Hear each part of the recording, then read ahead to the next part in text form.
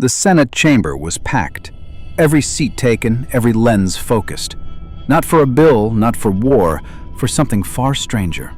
A public ethics hearing featuring Cristiano Ronaldo and LeBron James. Two titans of sport, summoned not for their records, but for the ripple effects of their voices. They weren't just athletes anymore. They were symbols, and symbols carry weight. Outside, reporters clashed with protesters. Some waved signs, "Silence kills." Others held banners, "Shut up and play." Helicopters circled above. Cable news ran split screens, one for the hearing, one for the angry crowd. Senator Ray Simmons tapped her mic.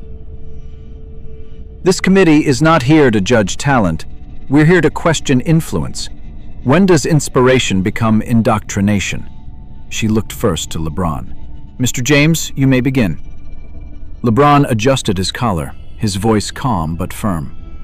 "When I speak on injustice, they say I'm political. When I stay quiet, they say I'm complicit. Well, I'm done choosing silence. Athletes can no longer live in bubbles while the world burns outside." Murmurs erupted across the room. Senator Davis nodded quietly. Ronaldo sat still, no expression. He'd heard LeBron's words before, but today felt different. This wasn't a post. This was a battlefield. Ronaldo's turn came. His Portuguese accent precise, his tone steady. "I've played on 5 continents. I've seen what football does. It heals, it unites, it doesn't divide. I respect LeBron's causes, but turning every court, field, and pitch into a stage for politics? That's not sport. That's theater." LeBron shifted slightly. "So justice is theater to you?" Ronaldo responded, "No, justice is real, but hijacking sport to deliver it, that's a distraction. Sport should lift people out of their pain, not remind them of it." A wave of gasps filled the room. A staffer dropped her pen. LeBron's jaw tensed. Tell that to the kid who sleeps hungry in Akron. Tell that to the black teen stopped for nothing but existing. If not us, then who?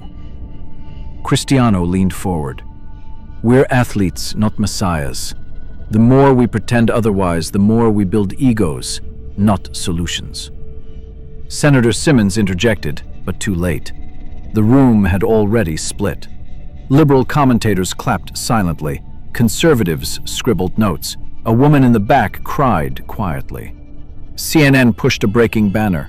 "Ronaldo questions LeBron's activism motives." Online, clips went viral in real time. X lit up. "Ronaldo sounds like Jordan. LeBron just got served." But inside the chamber, nothing felt resolved. LeBron's eyes narrowed. "You think standing up is ego? Then maybe silence is cowardice." Cristiano didn't blink. Or maybe it's... The silence after Ronaldo's last words wasn't empty. It was electric. Senator Briggs, a conservative from Texas, cleared his throat. "Mr. James, do you believe your political activism enhances or erodes public trust in athletes?" LeBron leaned in. "I believe silence erodes trust. Words build bridges, even if they're uncomfortable." Briggs replied, "And Mr. Ronaldo, your silence, does it reflect humility or avoidance?" Cristiano's jaw clenched, his voice cold but calm. "It reflects respect. Respect for the game, for fans who just want 90 minutes of escape, not a lecture." Gasps whispered through the chamber. The hearing had stopped being procedural. It had become personal. On X, the clip was already trending. #Game versus cause. Cable news interrupted their segments for live updates. "A cultural earthquake," one anchor said. TikTok filled with split-screen reactions. One showed Ronaldo's face with fire emojis. Another called him tone-deaf. Back inside, Senator Simmons held up a photo. "This child," she said, "is 9. Her brother was killed by police 2 blocks from their home." "Mr. Ronaldo, you said sport should uplift. Should she be told to wait for a goal to feel seen?" Cristiano blinked slowly.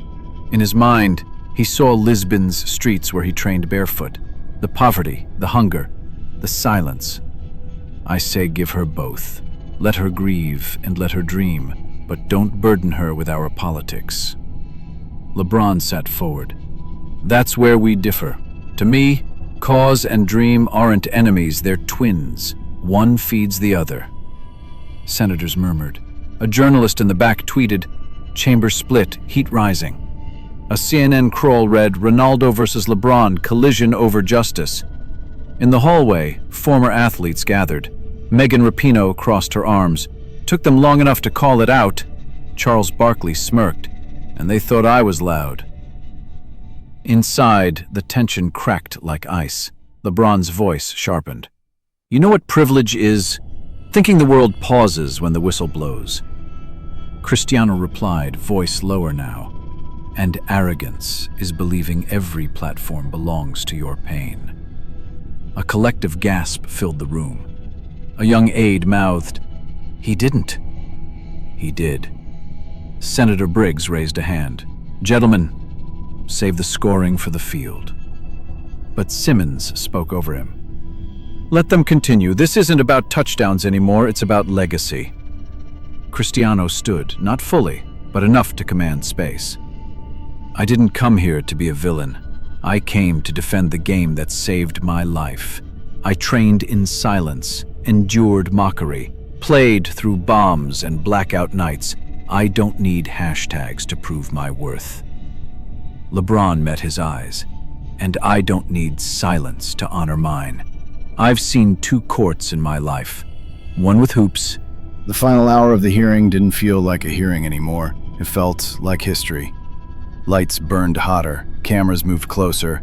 America watched, not as spectators, but as citizens hungry for clarity. Senator Simmons leaned forward, voice low. "Gentlemen, we've heard your truths. Now we ask for your final word." Ronaldo didn't speak at first. He stared at his hands, strong, scarred, hardened by decades of silence and success. "I was born into noise, poverty, chaos, fear. So I trained in silence. I learned that focus isn't weakness, it's survival. I chose sport because it didn't ask who I voted for, it just asked if I could run, if I could rise." His voice shook slightly, but never cracked. "I have played for nations I didn't understand, in languages I never spoke. I saw enemies cheer together. That's what sport is, the last pure thing we share. If we turn that into a battlefield, what's left?" A hush fell over the room. Then LeBron stood tall, not defensive, not aggressive, but grounded. "My story's different. My silence nearly killed me, not literally, but spiritually. As a boy, I watched courts get built while schools got closed. I watched friends disappear, not to colleges, but to cages. And I thought, if I ever get a mic, I'll use it." He paused, letting the words sink in. "Yes, sport unites, but so does truth. And if truth makes people uncomfortable, maybe they should be. Uncomfortable is how change begins." Outside, the country had fractured. Fox News ran, "LeBron disrespects game." MSNBC aired, "Ronaldo dodges justice." TikTok was a war zone. One creator screamed, "He doesn't get it." Another sobbed, "They both do." Inside, a young girl named Maya watched from the gallery, her brother's photo still clutched in her palm. Tears lined her eyes, not of pain but recognition. LeBron saw her, Ronaldo saw her too. A rare pause, something ancient, passed between them, not agreement but understanding. Then Senator Simmons closed her binder. This hearing was about ethics, but it became something deeper. A referendum on silence, on when to speak and when to listen. One by one, the senators filed out. Some shook their heads, some shook hands. Outside, journalists swarmed, social feeds exploded. Greatest hearing of the decade. 2 kings, 2 codes. But inside the chamber, only echoes remained. Ronaldo stayed seated, eyes locked on the empty chair across from him. LeBron stood just outside the door, his silhouette framed by sunlight. Both men had spoken, both had bled. No one had won, and maybe that was the point. Because in a world built on cheers and silence, sometimes the bravest thing you can do is speak. And sometimes it's choosing when not to. As Ronaldo stepped out of the courtroom, the weight of the verdict still echoed in his ears. Cameras flashed, reporters swarmed. But he didn't speak, not yet. The tribunal had ruled in his favor, but at what cost? The football world was divided. Some saw him as a fallen hero redeemed, others as a manipulator of justice. But Ronaldo knew one thing. He hadn't spoken for fame. He had spoken for the future. For players who couldn't. For voices still silenced. And as he walked into the blinding light of the press conference, one question lingered in every mind watching. Was this the end of Ronaldo? Or the beginning of something far greater?